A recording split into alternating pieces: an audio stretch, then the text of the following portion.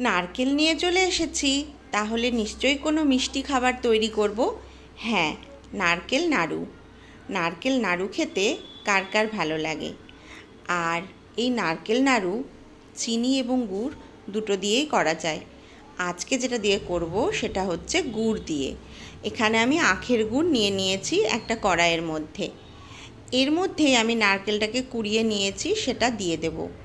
নারকেল কুড়িয়ে নারকেলটাকে যদি মিক্সিতে পেস্ট করে নেওয়া হয় তাহলে খুব মিহি হয়, কিন্তু নারকেলটা এতটাই মিহি তাই আমি আর পেস্ট করে নিলাম না।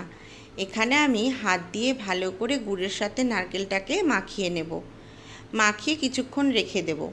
এরপর আমি গ্যাসে কড়াইটা বসিয়ে দিয়ে এই পুরো পুরটাকে তৈরি করব।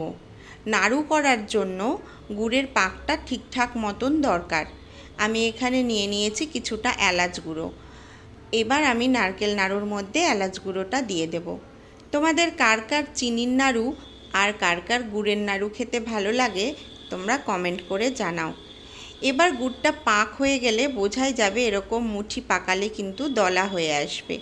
এটা একটু ঠান্ডা করে নিয়ে তারপর আমি গোল গোল করে নাড়ুর আকারে করে নেব। তৈরি হয়ে গেছে আমার নারকেলের নাড়ু।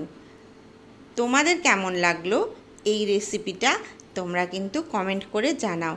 আর ভালো লাগলে একটা লাইক এবং শেয়ার করে দিও। Thank you.